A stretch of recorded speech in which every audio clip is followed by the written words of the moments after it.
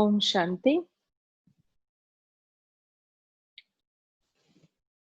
So today, now I'm going to start the first class of meditation, recognizing your own spiritual identity. Think about a couple of weeks ago, we've been doing these meditation courses online since March. And it just so happens that people keep asking questions. And in one of those questions had been that, I would love to meditate. I'd like to meditate. But the thing is, the question that I have is that there is a problem in concentration. I do understand the need to meditate at this point, and for that matter, any point in our lives. But then the problem is I'm not able to focus. So when so many thoughts are going on and so many issues and situations are there, and then now I need to cut off from all of that, and trying to concentrate and meditate and relax seems to be quite a hard work. And so very there's a lot of apprehension about meditation. So I've been repeatedly telling them that meditation has to be simple. If we have to face situations which are very complicated and difficult, then the method to become calmer, the method to empower ourselves should be easier. It should be simple. Yeah. So this whole notion that we have that we need to cut away from the world, or suddenly concentrate and become very clear-headed, immediately. Well, that's the very that kind of a notion puts us off. Instead of being more interested in meditation. In my journey through meditation, what I have understood is that meditation is something that you don't disconnect from the world, because we are a part and parcel, a part of the whole world, and we are responsible people. We are surrounded by responsibilities and relationships. So we can't just cut off like that. It's not possible. But then, and that's not practical either. But being a practical and pragmatic person, I have to be right there amidst all that is happening, amidst all the chaos that is going on. But then I would empower myself to such an extent that through meditation, so that I'm able to connect to the world better. That yesterday I was getting impatient, today I'm not. Yesterday I would feel, I can't let go of few things. Today I'm able to. Yesterday I was very apprehensive about the future. Today I'm not. So I am continuously connecting to the world in a better way. I'm not saying it's going to be like overnight, like you just take a thought and it's just going to happen the next day. No, but then it's going to be a process. So the whole idea of meditation is to see that my thoughts are more richer, my interaction with the world more effective, and such that I would not waste a lot of my resources. And the best resources that we have are our thoughts, our words, our actions, and our time. So I don't waste any of that. A lot of people say, I've been thinking about something I don't want to think about. I keep telling myself that I need to stop these kind of thinking, but I'm not able to. I have told myself not to speak like this, and I understand this is creating a lot of havoc in my life, but I'm not able to stop it. So there are certain habituated way of connecting to the world in my own understanding, habituated way of looking at things around us. So that's exactly why I need to find the eye of the storm. They talk about how the fishermen are able to save themselves through storms, the tempest in the sea. They save themselves. How do they do that? They say it is like there is what you call as the eye of the storm. The very experienced fishermen, they know how to save themselves. That they go in there and they see the storm. So they don't sail away from the storm. They actually sail into the storm in such a way that they find this very peaceful, very serene area right in between the storm, untouched by the storm. So they stay there the whole night, and once the storm calms down, then they come back home. They sail back to the shore. So the thing is, we can't just sit there like it's raining. You have something planned out for the day and you want to go and meet somebody, and suddenly your plan has to change because it's not possible for you to do that activity that you planned for. And so one thing is to just sit there and think, oh my God, it's raining and I don't know how we can go about doing this activity. Or you can just take an umbrella and walk out, right? So most of the time when things happen, the thoughts that we get is, oh, why did it happen? It should have happened. But then instead, I find an umbrella for myself. I find a way to be safe. I find a way to keep myself in that state of well-being, right?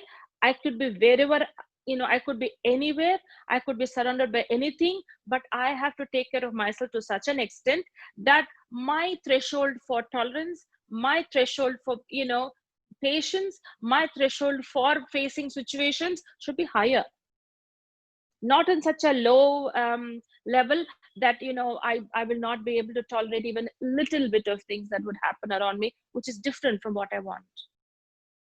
I was talking to a scientist. He specially makes medicine for AIDS and cancer. He's got his own pharmaceutical company here in Hyderabad, and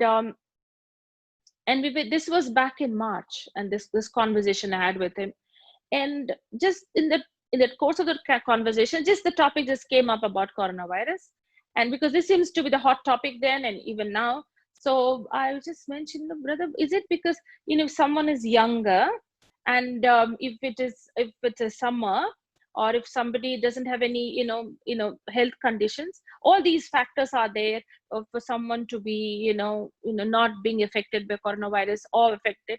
So all that, what little knowledge I had at that point, I was discussing. I mean, later on we came to know that's not how it is. So he just said, it's not like that. Anybody can get it. I said, really? He said, yeah. Then what is that it makes a difference? I mean, how do you differentiate a person is getting well and a person is old and getting well? Like we just heard the other day in the newspaper, I was reading, and morning, that is in Delhi, a 94-year-old man just came back home after going through COVID-19, and he's just fine. He's just come back home, and everybody's congratulating the son and the father. And so they said, how is this possible? How did it happen? How did it happen? So he said, the son is mentioning that the thing is, my father is a very positive person. And he wakes up 3:30 in the morning and he meditates, and he's had a very wonderful lifestyle. And so that's, he said, that's what should be the reason why my father is doing so well. So this conversation with the scientist, if I come back to talking about that, he said, sister, it's all about your immune system. So I was just saying, oh, so you need to have this breathing exercises, a little bit exercise, and then take vitamin C and all that sorts of thing that is coming in all the forwards that increase your immune system and all that. He said, no, that's not it. I mean, you can do all that, of course, you can take all that and feel good, but then he said it is the immune system gets affected by your thoughts and your fear. Like when you have fear, I remember when I was in school, and I remember those days when I would have exams, and they would be one of my friends would have conversations, and we would be talking, and then she would always say, how are you? And I'd say, I got butterflies in my stomach. Just tomorrow is a exam, and then there's butterflies in the stomach, there's little palpitation going on, some agitation, and I don't feel like eating, I don't feel like talking to anybody, and there is anxiety. So when I feel all this, I'm automatically, the body is getting affected. Something in my stomach, and sometimes I can even end up with indigestion. So many things happen when you're thinking so much and you're affected by that. So this particular scientist was telling me, sister, when you're getting scared and there's fear, the element of fear, your immune system doesn't work too well. People who are getting well are not really scared. They're not getting all bogged down by it. Oh my God, what is going to happen? No, they're just so relaxed. They're fine with it. It's okay. It's all about the attitude. So that's exactly why it's so important that I increase that there's an immune system of the body, and we very well know how it works. But the thing is, there's a spiritual immune system that can work magic on your physical immune system. I remember meeting someone in the hospital, and I've been mentioning this in all the courses that I've been taking all these few months through online. This was back in 2006 when there was chikungunya around, and he was admitted in the hospital with a whole lot of complications. And they said it's not chikungunya which is an issue, because there is multi-organ failure and so on and so forth. And it was the brink of, probably is not going to survive. He had 5 children, all scattered around the world, somebody in Australia, somebody in Canada, and none of them come at one time. Like he always wished, he had mentioned to me many times, sister, I would want all my family members to come and, be there in our house, once at least, but it never happened. The daughter-in-law would come with the children and the son can't make it, so on and so forth. So when this news reached his children, they all traveled because his father is serious, and he came. They all came, all the 5 children with their daughter-in-laws and grandchildren and everything. And that was the point when I went to meet him. He was semi-conscious, and he's talking. There was an oxygen, that mask was kept, and he's taking oxygen. So I went there, and I just peeped in, and I said, "You okay? Why you like that?" I just gestured. Why? And he did this. Amazing. He did this. I said, "Oh my God, are you perfectly fine?" Is it when you do that, it's like you're perfectly fine. And somebody from ICU or one of those wards, I don't expect someone to do that, So I went up to him closer, and then I knew him for 4 years, and I think it was about 3 years he's been meditating seriously. And so I didn't expect him to give that kind of response. I went a little closer, and he opened it, and he spoke, hardly a whisper, and he said, "Benji," in Hindi, he said, "Benji, family get together ho rahi hai." Huh? Like that, he said, so I should enjoy it, no?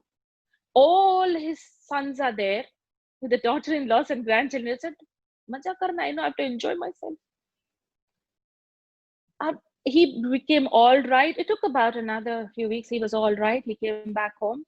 He did well. I think at that time he was in his late 60s or something, but he went on to live till he was 93. So what I'm trying to say is that it is so important. It is so important that I take care of myself now. I'm not saying that, this being selfish, that, it's not about being selfish, that I don't care about anybody around me.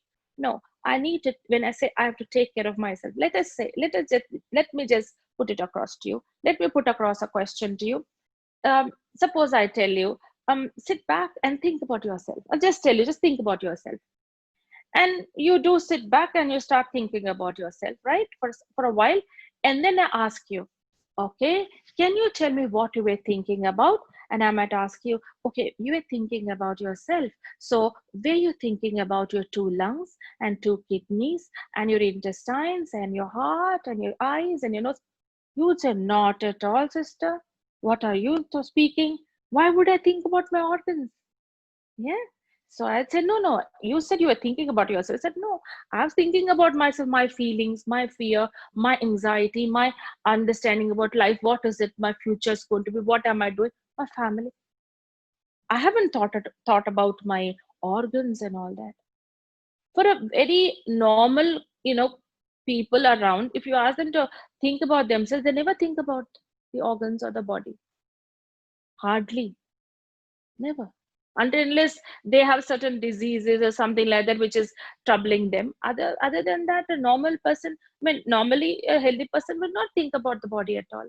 So then the question arises, who am I then? If I have to meditate, I said you need to empower yourself. Now, whom do I have to empower myself? Who is this person I have to empower myself? Is it the body then? Because there are so many methods to empower the body. The right kind of diet, the right kind of an exercise, the right kind of rest. There's so many books written about diet, and every other person has a whole list of what to eat, what not to eat, intermittent, diet, and this and that, and keto, this, that. So many things have come up, and a lot of people say this is not good, that is not good. You don't eat that, night you don't eat this, morning you don't eat this. So there's so many lists of that, and a whole lot of respect for all that, because it's working, it's really working. But then by following all of that, and that's wonderful if I'm able to do all of that, it doesn't increase my spiritual immune system. I'm still affected by what is going wrong. I know there's somebody, um, now he's in his 40s, but at that time he must have just 21, 22, like that. And he was working out a lot. I remember 20 years ago. And he was working out a lot, this boy. And he started looking very huge, because I knew him since his school days, when he was like, in this HPS school. It was like normal, but then he started working out and building his muscles. I couldn't recognize him when I saw him. It all huge is looking. So I asked him, Ravi, do you want to become bodybuilder, professional bodybuilder? Do you want to be a movie actor, a model? What is it all about? I mean, why are you investing so much? His mother tells me, oh my God, this protein and this and that. I'm tired of this. He doesn't eat normal food like us. He has so many different things are going on. So I said, what is it? So he said, what's the purpose of building your body like that? He looked at me, and simply he said, you know why, sister? I want people to be scared of me. I don't want people to come and create any mischief in my life. By seeing me, they should just run away. So nobody can come and challenge me about anything. People are scared, sister, when you have such a huge body. I said, what a purpose to build a body. I mean, I've heard people, look, I want to compete in a modeling, some sort of a thing, or, something like that. But this is a very unique reason that he had. So anyway, I just let it go. And then I didn't continue the conversation. I think exactly 2 years later, he was working in a bank, and he continued to do the bodybuilding. And I met him 2 years later. And he said, I'm very troubled, and I think I'm ready to learn meditation now. I said, okay, wonderful, you come. So I asked him, what is the reason you want to meditate now? He said, the thing is, all the people that I'm working with in this bank, they're all jealous of me. So they're making my life miserable, and they don't, respect me. And so I think, I'm getting very disturbed by it. I feel very isolated. And so I don't feel I belong there. And it's a good job, and I don't want to quit it. I said, you said, isn't it that nobody can challenge you, that you have sleepless nights now? I mean, you said nobody can challenge you, nobody can trouble you. That's why you're building your body. Isn't that, Ravi? What is going on? He started laughing, and he said, sister, are you making fun, is it? I said, no, I'm very curious, and I want to know. He said, sister, that's bodybuilding. That's not going to help me cope with situations. That's when I remember when I was studying psychology, there was this chapter on intelligence. And my understanding about intelligence was doing very well in mathematics, or doing very well and getting good scores in your exams and all that. And that's my understanding. That's how, we've been, that's what we've allowed to understand, something like that.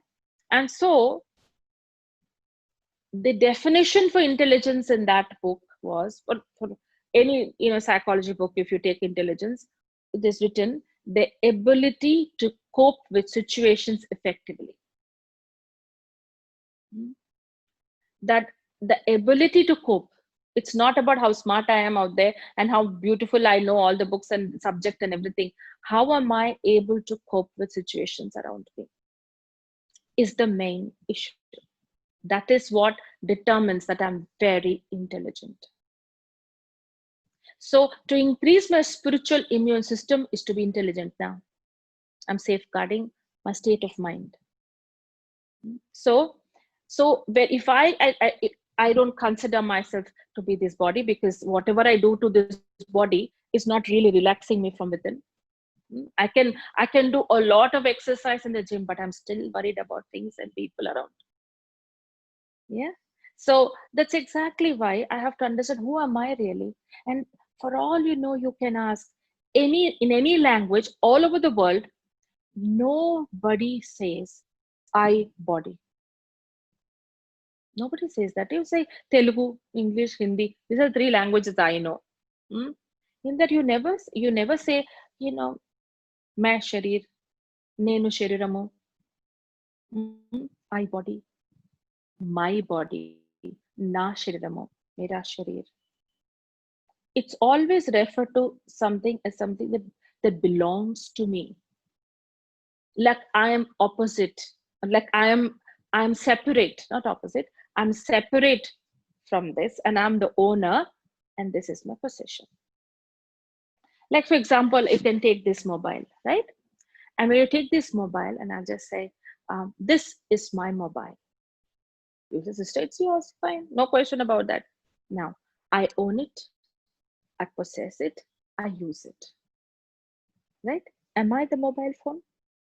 No, I own it. This is something that belongs to me. I'm not the phone. Yeah, and this is destructible. It can work for some time, it might go. So I'm not the mobile. In the same way, when I see this body, I say, my body. I own it, I possess it, I use it. Am I the body? No. I have a body. See, if I burn my finger, I'll call out with pain. No, so my purpose is really paining. It's burning. You would see if someone dies, they in different religions do different ceremonies. So you would burn, you would bury. Nobody would say, stop it, don't do this to me. Nobody says that. So there's someone who says this is paining, this is burning, this is good, this is bad, don't treat me this way, I feel unhappy, I feel happy. The one who responds, gives those responses, and the one who experiences is not there. This very first lesson I think I must have had when I was a kid. When I was 3, my great-grandfather died. It seems I've never seen him walk. He was always on the bed, and my grandmother would take care of him. My grandmother was his daughter-in-law. It seems when he died, the ceremony had not begun. They haven't taken him and placed him wherever he had to be placed. All that ceremony had not begun. But my grandmother was crying and crying. And it seems I kept on going to her and asking her why she's crying. And it seems my grandmother would continuously give me the same reply, your great-grandfather is gone. Your great-grandfather is gone. And it seems I kept asking the same question again and again, who's gone, who's gone? And she kept telling the same answer. It seems my aunts pulled me away, and my mother, they pulled me away, because the thing is, I wouldn't understand, because I would still see him lying down on the bed like he used to always. You know, he was paralyzed. So he was always on the bed. So I can't understand when she's saying he's gone, because I can still see him there. There are so many chemicals in this world that we can preserve a body and keep it. We can really keep it. This is someone we love. We can keep it in the house as it is and watch it every day. Nobody does that. Some people don't even bring the body inside the house. They put it outside and they finish all the ceremony outside itself. So the question is, the thing is, if that is the one whom I was connected to all this life, why am I not preserving it in my house? And even though I can see that body right in front of me, why am I saying he's gone? Who is gone? The one who talks to me through the body is gone. The one who gave me these qualities and experiences through that body is gone. That is why when people come and someone dies, they only talk about qualities. They never come up there and say, oh my God, what a lovely nose he had. Nobody talks like that. That is not good. If somebody talks about any physical attributes, you talk about, oh, what a lovely person he was. He was so good. He was so supportive. These were his last words. They all talk about qualities. The attitude, his personality, his contribution to the world. It's all about something that it's not visible in any part of the body. I mean, it's not connected to the body at all. And that's exactly why you can't do any surgery or you can't give any medicine to any part of your body so that you can think great, feel great, and do great. There's absolutely no surgery at all. That suddenly I want to think positive. Somebody was telling me, I wish there was a surgery sister. Huh? Get it done, and all my negative thinking would go and I'll start thinking positive. I said, if such a surgery would exist, I think everybody would go and get it done without any problem, isn't it? So no organ, anything that you do in this body is not going to change my attitude and my tendencies and my personality. So where do all these qualities and attitude and thoughts and feelings emerge from? Where do they come from? Now the people would say it's coming from the brain. Now brain is also a lump of flesh, right? It is like a computer. Of course, it's a very complicated organ. It's got so many. I mean, a professional doctor the doctor would tell you that what all that it can do and how great the organ is.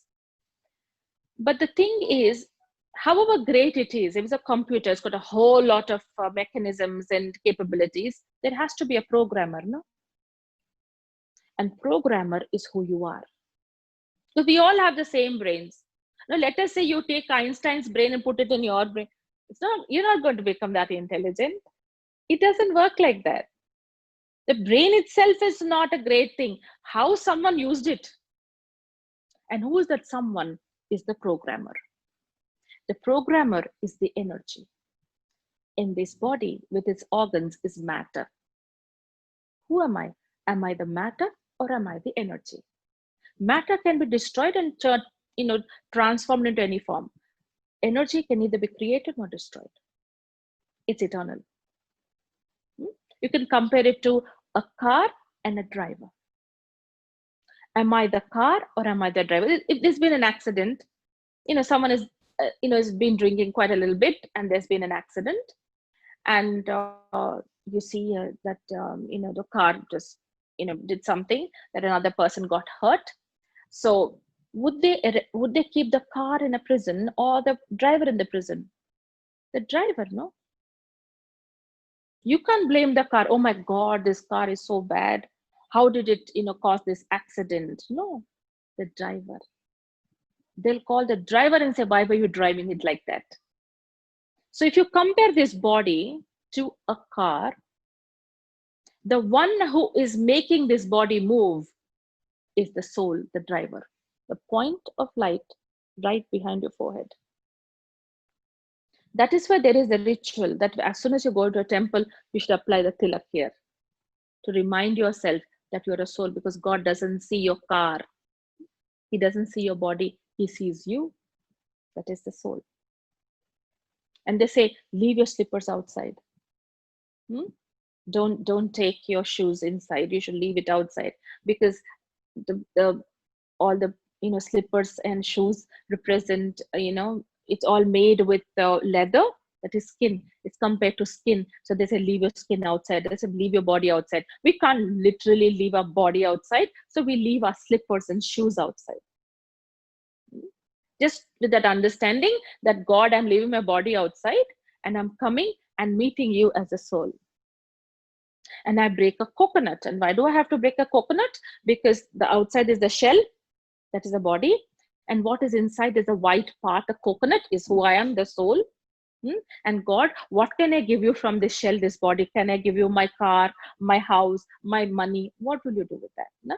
So I'm giving you my devotion, my dedication, my love for you. So that's what they take the coconut water and they do like this. This is what I offer to you. I can't give you anything from here. So this whole understanding that I am a soul. I don't have a soul. I have a body, but I am a soul. This is the whole meditation stands on this premise that I am a soul. The first step, I am a soul. I don't have a soul. I am a soul, a point of light right behind my forehead. Yeah, you can't see with these physical eyes because the soul is a non-physical entity. It's a spiritual being. And how do you know that you're a soul? Because you know it. You're thinking, you're feeling, you're understanding. Yeah? And this is not a work.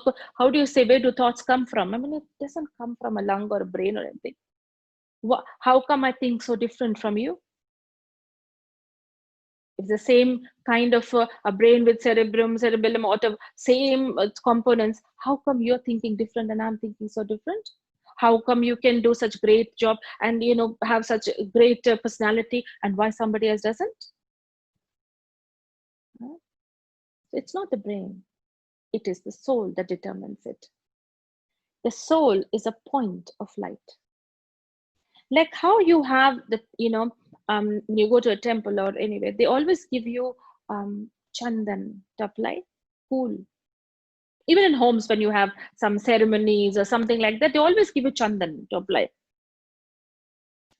And the meaning is this is a thing that I'm a soul, but chandan, the sandalwood paste, represents the coolness of the soul. That is the original nature of the soul. Any soul in this whole world, German or American or Ethiopian, wherever, all souls are originally cool.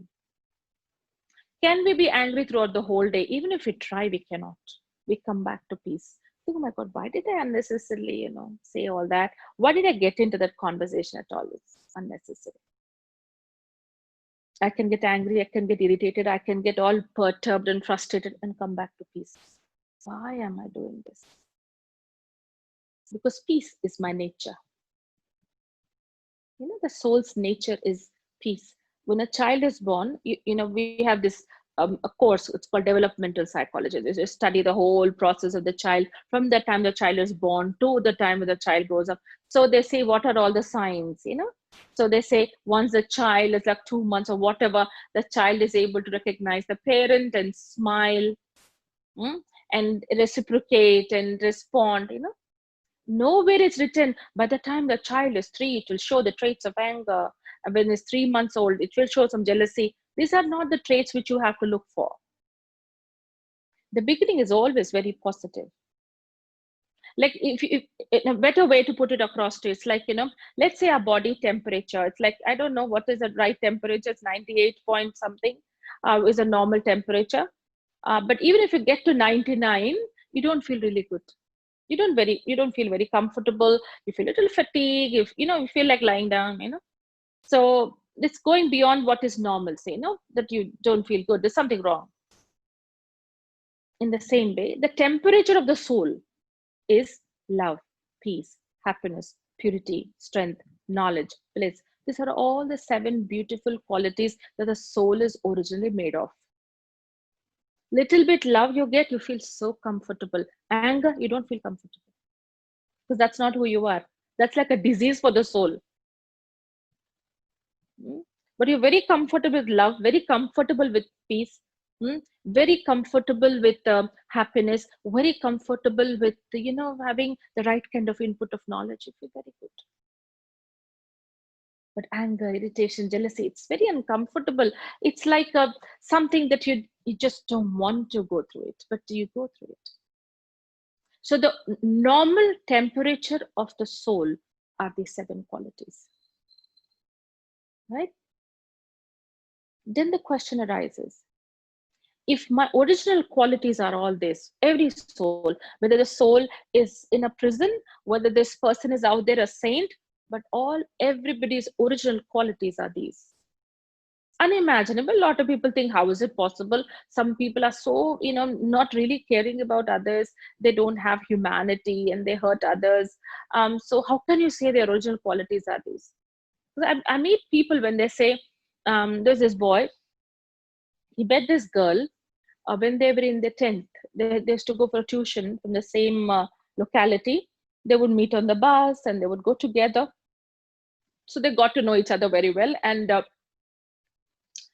a friendship started, and then eventually they started knowing each other. So they wanted to marry, right? So it went on from the 11th and 12th and so on and so forth. So they decided to get married after they settled down. So after 8 years, they got married. I've never seen, like, if he would come, if Vijay would come for his birthday or something, just take, some sort of blessing or something. And she would always be there with him. If she comes, he'll be there along with her. I've never seen them separate, like always together. And the parents accepted, and they were going to be married. And so they got married. In 1.5 months, he came and he said, I need to talk. And before I talk to my parents and all, I want to make it very clear to you that I don't think so I can live with her anymore and I want a divorce. I said, see, anywhere, even court, anything like that, 1 year you have to be there. So I tried to say a lot of things and I called her and I spoke to both of them. Uh, it's not like they were not happy. I mean, like they don't want to stay with each other because they're not able to get along. It's like hatred, pure, deep hatred. Both of them. And the reasons are not very authentic. They're not really strong reasons like, oh, somebody's having an affair or, they hit each other or do something. No, nothing major. Just pure hatred for each other. It's unimaginable. The question arises when, and individually, both of them are wonderful people. They're really wonderful people. And when they got together, there is this whole commotion and everybody was troubled. And both the families, they said it's better that they, divorce. They've come to such a conclusion because they couldn't see them suffer. What happens really is the question here, because when I see myself, I'm love and I'm peace and I'm happiness and I'm purity. This is no original quality. I don't experience it in certain circumstances and situations. It's like my nature is only anger.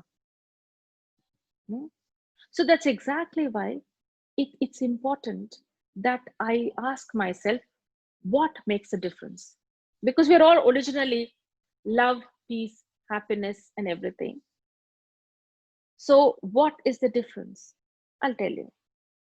And after I mention this, I'll give you a meditation experience. Let's see, first thing is, within the soul, like how the body has these components, like we have these organs, we have lungs and kidneys and all that. In the same way, within the soul, there are three components. First, the mind. Second, the intellect. The third, the sanskaras. Sanskaras are, in other words, it's tendencies, habit patterns, personality traits, and so on and so forth. Mind is a thinking faculty. We're thinking all the time. There's not even a moment that we're not thinking. There's not even one moment that we're not thinking. We're thinking all the time. Even when we are sleeping, we are thinking.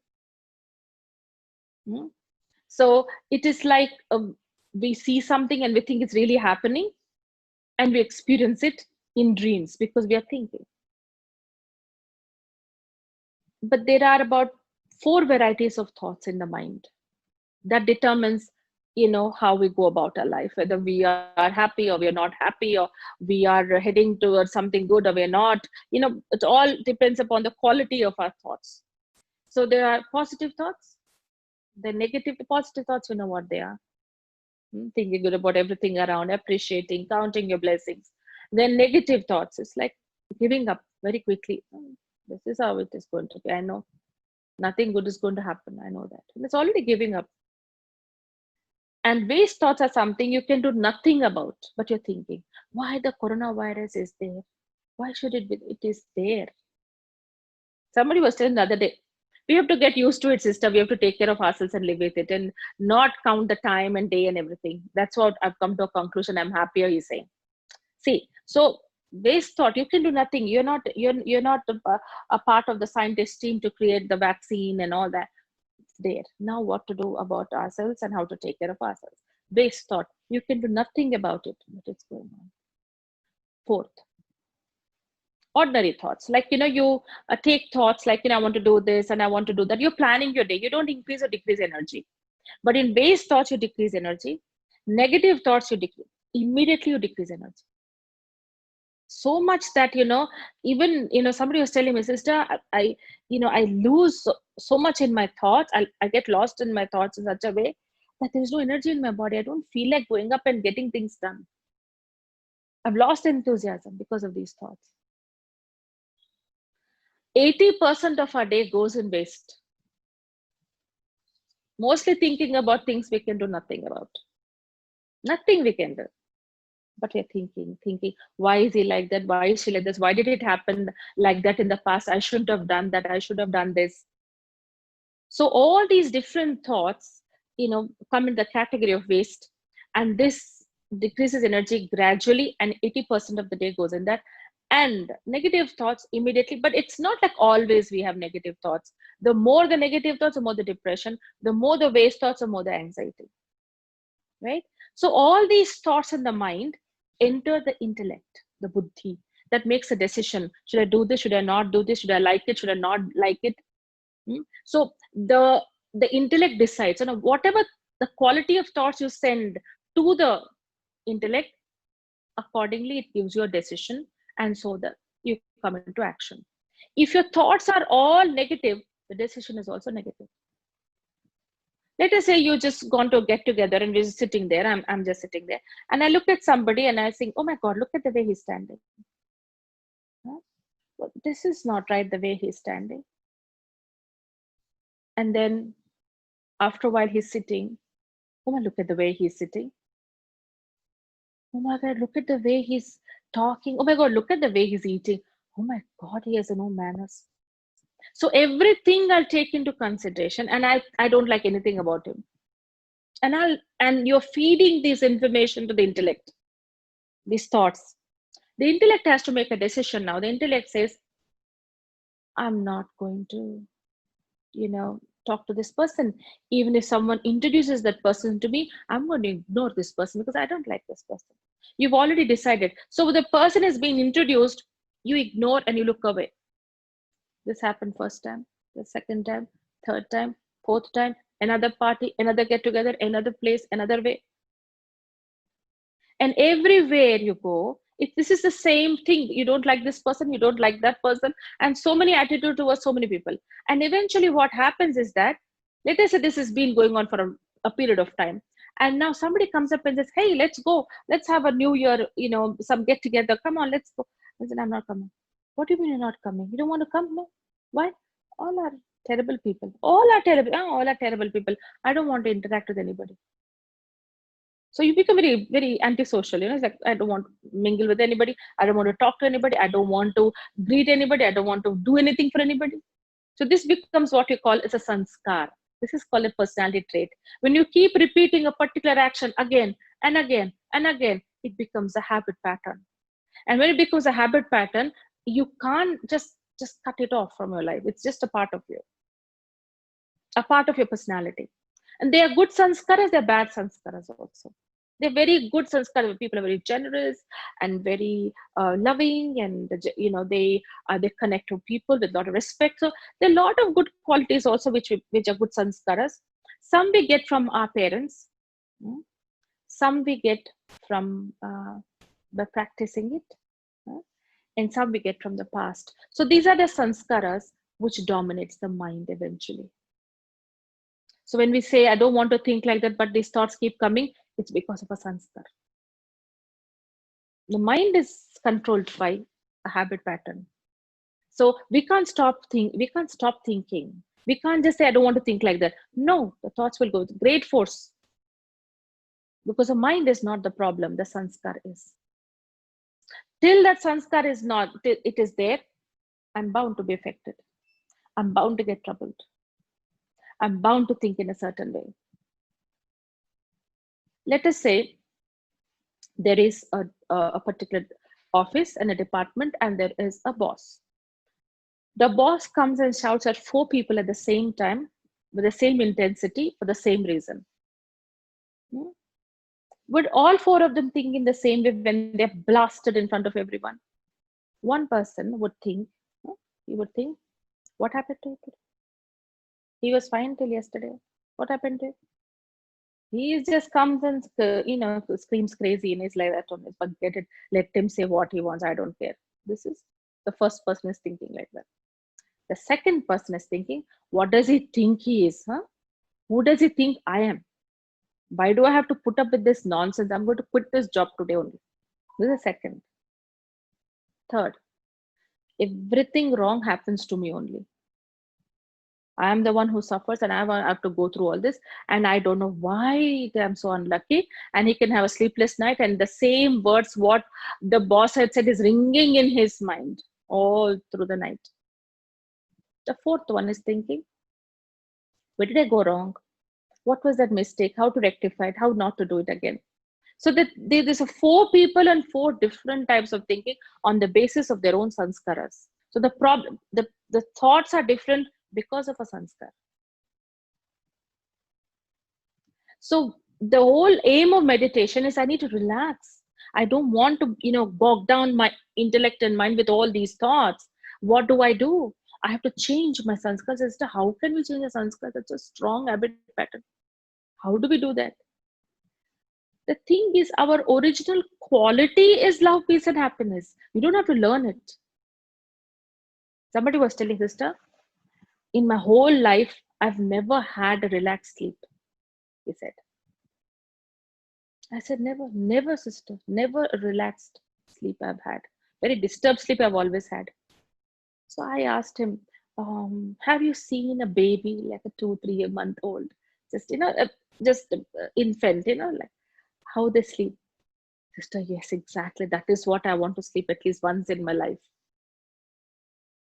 I said, brother, were you never a 3 month or a 2 month old? Were you never? He said, yes, sister. So you must have slept like that, no? I said, yeah. You have to go back. Meditation is to go back to what you were. You're not going to go pick up peace from somewhere. That is who you are. The very first consciousness that we begin with this whole understanding of today, that I'm a soul, I start with that understanding and building my consciousness. I am a peaceful soul. I start from there.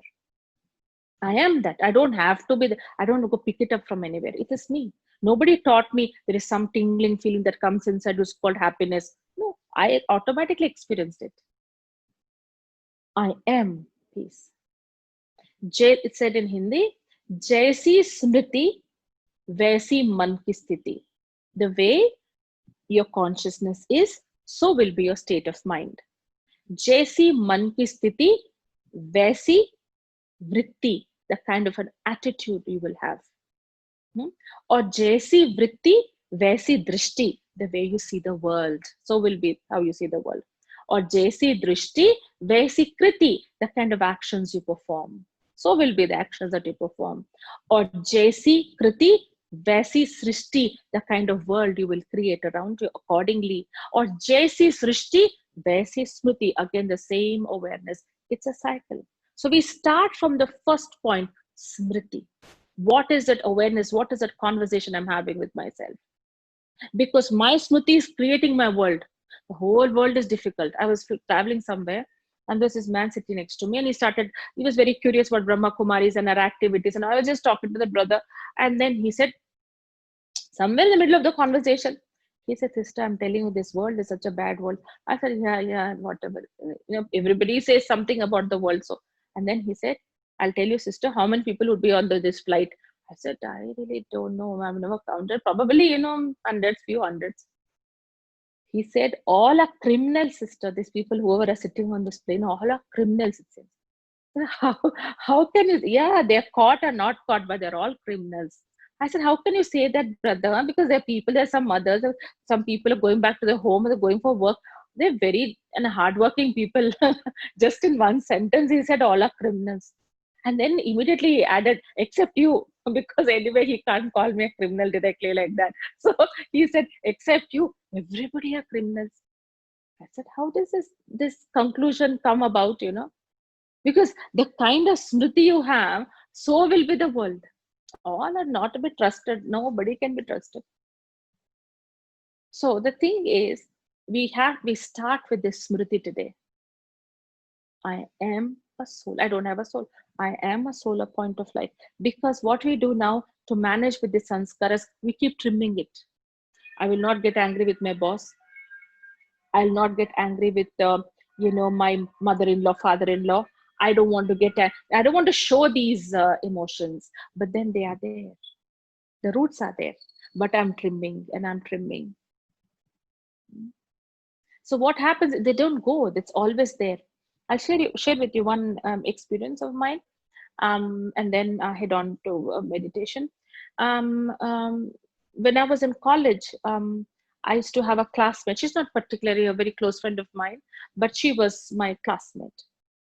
So she was sitting next to me, and we had a class in the morning. That day, a little early at 8:30 in the morning. And we walked out of the class, and then she was walking next to me, and I could hear her sniff, like that. So I thought maybe, she's got cold or something. And I said, Sheila, you got cold? She looked at me and she said, no. And I looked into her eyes and said, bloodshot, like, like she's going to cry now at any minute, or maybe she was crying already. I said, what happened, Sheila? What's going on? She's saying, did you not realize what happened? And she started crying. Right? I said, did I do something? Did I say anything? Oh my God, I was just sitting in the class and listening.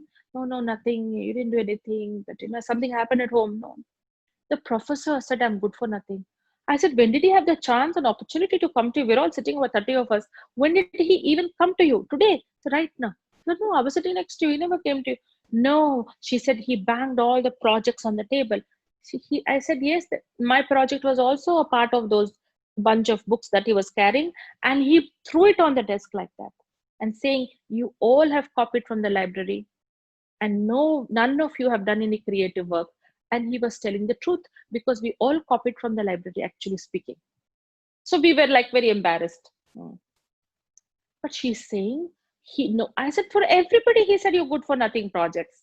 She said, no, Radhika, he was only looking at me. So why unnecessarily you would have such a, kind of attention only on you? No, he's only looking at me. She kept on crying. She couldn't attend the rest of the classes. She went home. Now, she's married. She's here in Delhi. Same. My husband would say, oh, why you burned this, curry, the vegetables, you burnt it. With little bit love, you should make. Oh, she'll go lie down for 3 days, not cooking, not clean, not doing, crying. Sanskaras don't change. They grow actually, more stronger. Some people learn to control it and keep themselves busy in other things, but it is there. What I have to do is I have to trim. I should not just trim, I have to uproot it. And to uproot this, I need strength. I need a lot of strength. So where do I get the strength from? Is what I'll take up tomorrow at 6. Okay. So today, I'll give you homework, and I'll also give you a commentary now, a guided meditation right now. We'll do it together. And any questions you have, you can ask me now, or you can even email me, or you can even call me, anything you want. The homework are 3 exercises today. First, all through the day, tomorrow, the whole day, practice at least 7 times. Tell yourself, don't do it like a mantra, but tell yourself, I am a peaceful soul. I am a point of light, and I am a peaceful soul. I'm the master of this body. I am a peaceful soul. Don't do it once, like 7 times in one go. No, just scatter it around the whole day. You can do more than 7 times, that's fine. But as you're walking around, you're interacting with the world and everything, just say, I'm a peaceful soul. I am that. This is a smriti. You're giving yourself that consciousness that I am, because you are that. Second, see at least 4 people at home or outside or even in television. See 4 people as souls. They are souls. They are in their own respective bodies and their souls. You don't have to stare at them, but you just have to understand that, I can see this body, but the one who's making this body move is the soul. The soul is the one who's giving life to this body. The soul would go, the body is dead. So it is a soul that I'm interacting with. Like if I take the mobile, I'm talking to you. It is not like I'm talking to the mobile or I'm talking to your mobile. No, I'm talking through this mobile, through your mobile to you. Same way, when I'm talking to you, I, the soul, I'm talking through this body, through your body to you. That's why there are no doors to these ears. Yeah, we don't close it. It's always open. But yet, a lot of things we don't listen. Even though you're talking to me right now and I'm talking to you, you want to listen. Sometimes you'll say, what are you doing? Am I talking to the wall? Are you there? Yeah, I'm here. I might even repeat what you said, but I'm not listening. The soul listens. Or else if the ear were to listen, the only ear is working to only listen, then everything should be going inside. No. The soul is listening and it decides. Sometimes it's lost somewhere. That's why we never say, oh, my sorrow is coming out of my eyes or my ears or my nose. It's not connected with any part of my body, my sorrow and happiness. Yeah, I'm a soul. The second exercise, 4 people see them as souls, right? Third and final exercise is that just before you go to bed tonight, 5 minutes. Sit somewhere comfortably. Remember all your family members, especially your children, your spouse, and your parents. You want to remember your siblings and your extended family, of course, you can do that, not a problem. But these are main, and maybe your colleagues and your friends and relatives, bring them all in front of you. Physically, they cannot come. So mentally, you bring them in front of you. You can see their images in front of you. Each one of them. See them as souls, not bodies. See them as souls because they are souls. And send them across a good wish. May you have strength. May you have patience. May you have sat buddhi, a good intellect. May you have strength. May you have, contentment. May whatever you want to wish for them. From your heart, they'll say, they say from your heart, you send across these good wishes to all of them, especially your children. Because what you think will reach them faster. May you have health, may you have wealth and happiness and everything. I wish you from my heart. To all of them you should wish and then go to bed. You start tonight. So these 3 exercises, I'm a peaceful soul 7 times, at least 4 people you see them as souls, and give good wishes to everyone and then go to bed today. You want to give to the whole world, lovely, it is lovely. That's what we do. To the whole world, all those who are going through coronavirus, their relatives, their friends. It's just not the person who's going to leave the body. The relatives are suffering. They can't even see them. And all the doctors who are just fighting it. And all those people in front line, for everybody you send good wishes today. It will be lovely because what you can wish for will reach them. It will protect them also. Sit back, relax yourself.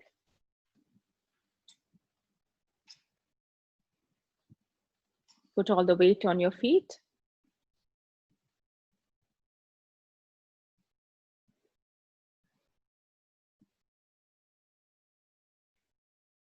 Collect all your thoughts gently. If your mind wanders somewhere, bring it back gently.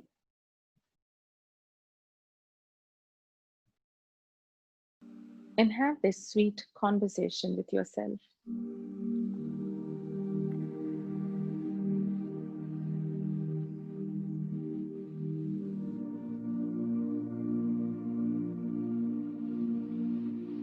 I take out this time to talk to myself.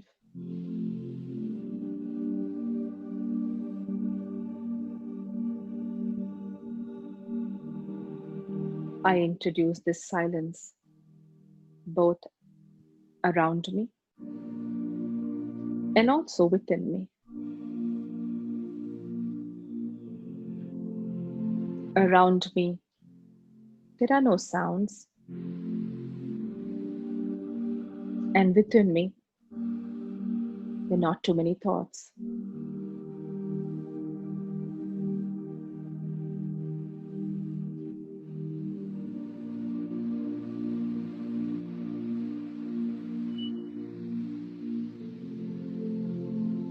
I gently become aware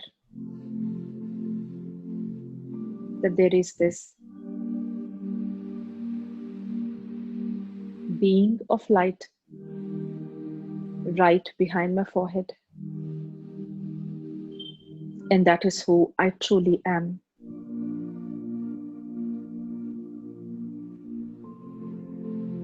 And this light is a living being. And it is I, the soul.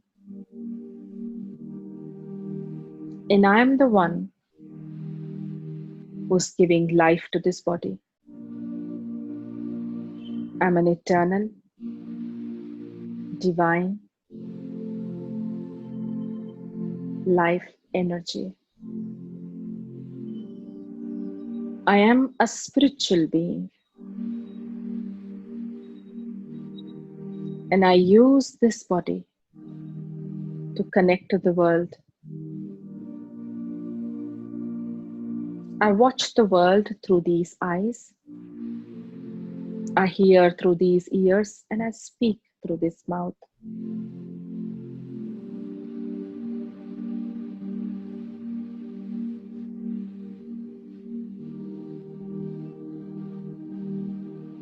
I am a peaceful soul, a loveful soul,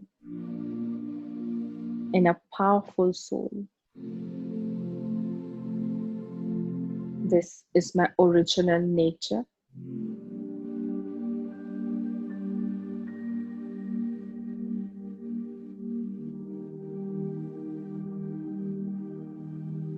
And each and every one around me are all souls.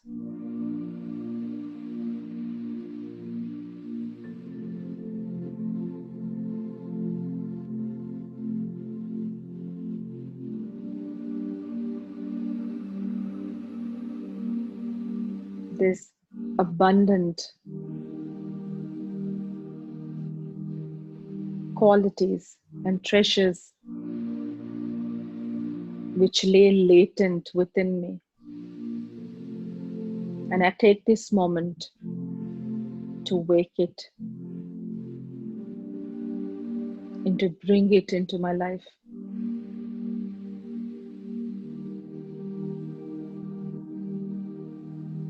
I bring into my awareness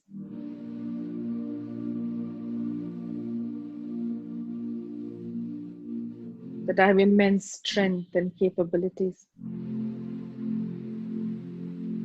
And I'm originally very beautiful, rich in qualities.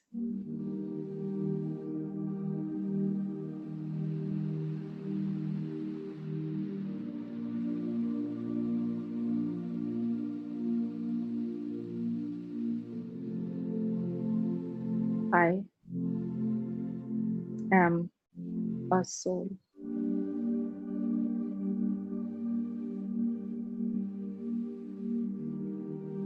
Om Shanti.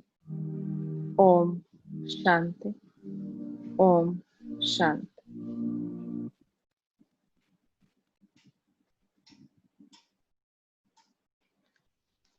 So thank you for listening to me. Om Shanti means I am, Shanti means peace. So this is like giving your introduction.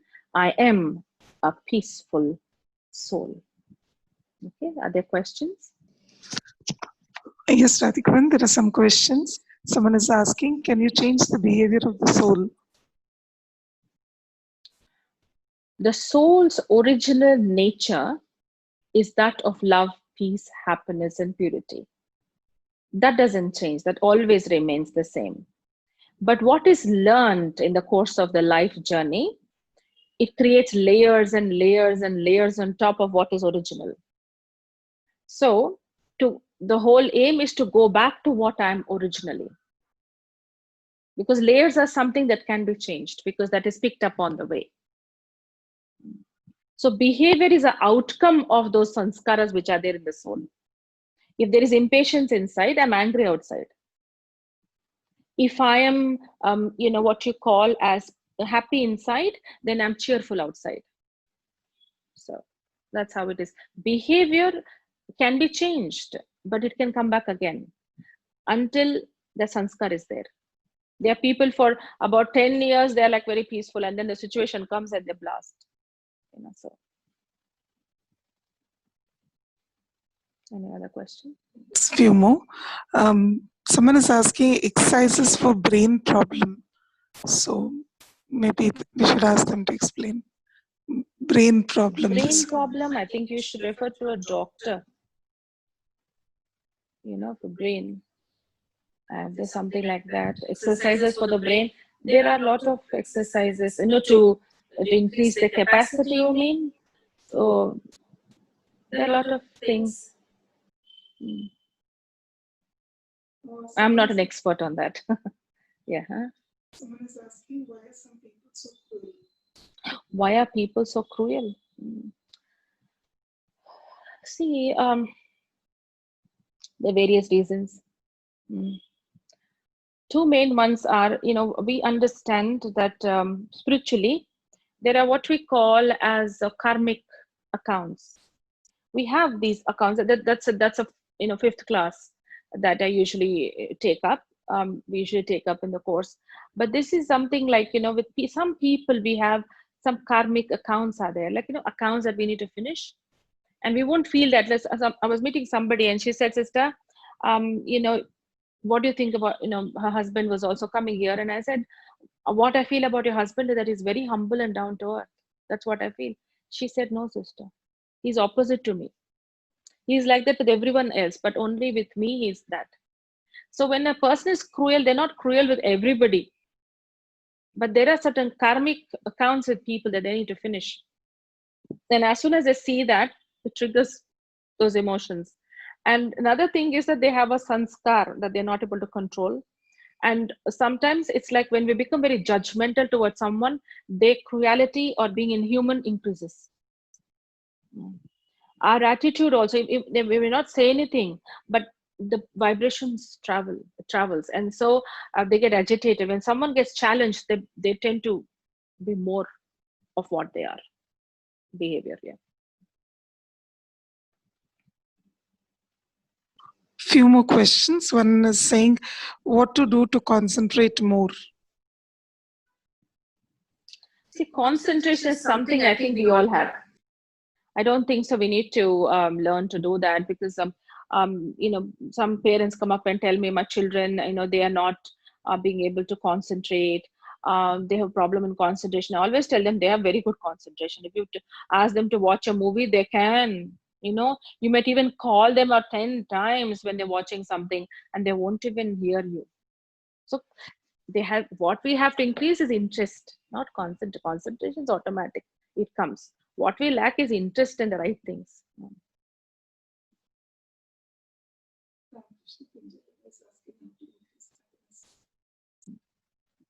See, the thing is, there are two things here: soul consciousness and body consciousness. The more I think I'm this body, like, whatever I've achieved, what I've got, what is going about in life, that I've, and everything is all about external to internal, then there is unhappiness. Somewhere or other, I'll pick up unhappiness. But if it is from internal to outside, that I'm contributing, and if there is something that I've achieved, is because of this quality of what you call as patience, because of this quality that I possess. So when you are looking at the world from inside out, not out, how people are looking at me, what people think about me, there is unhappiness. And how they should be and how they should treat me, unhappiness. But then if it's coming from within to outside, I'm managing the world from within, then there is happiness. So that is where we started with soul consciousness. Now it's a beginning.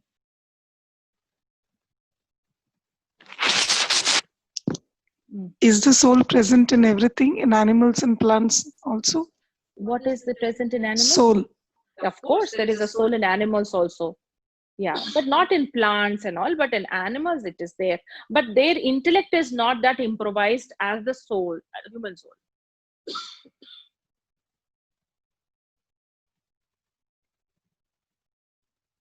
Yeah. Any more questions? Yes. So the sister who asked about brain problems, exercises for brain problems, she's explaining that someone she knows has psychiatric problems. So doctor said there's no solution for that. So is there anything she can do in terms of meditation? And no, they have to be on, if they have a psychiatric problem, then she or he has to be on medication first. And once they become calmer and all that, because there's some chemical changes that take place now.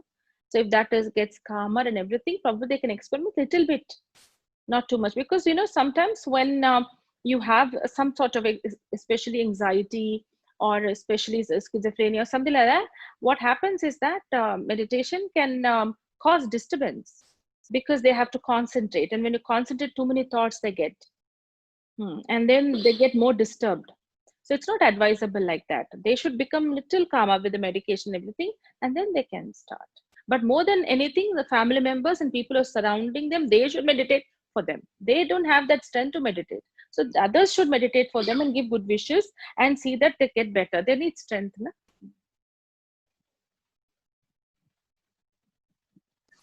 Should one accept sanskaras or reject in the practice?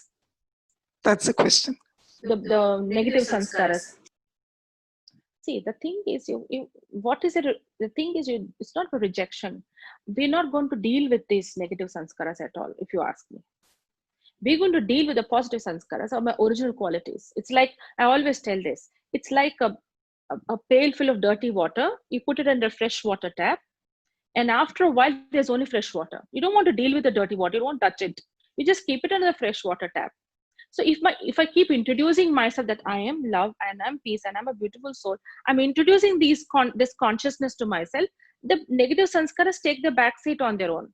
Now, if I keep on rejecting these negative sanskaras and why am I angry? Why am I like that?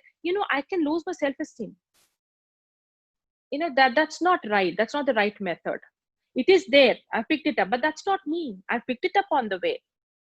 So I should be more focusing on whom I am originally.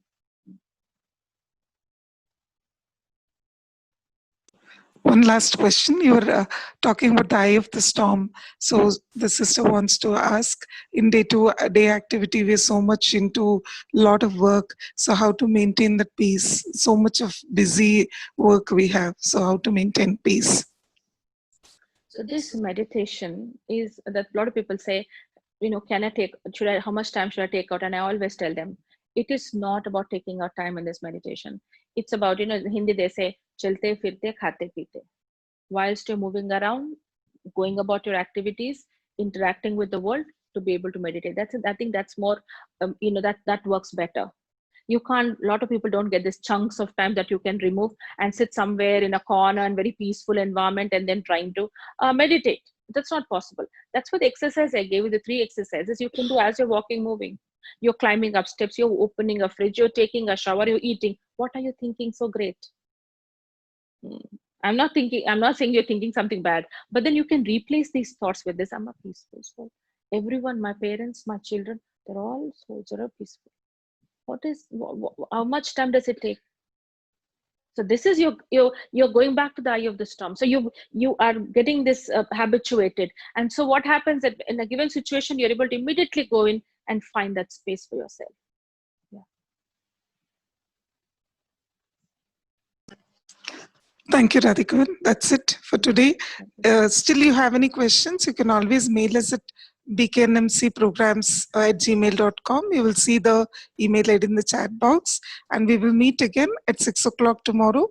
You can log in 15 minutes in advance so that we can start sharp at 6. Thank you so much. Thank you so much.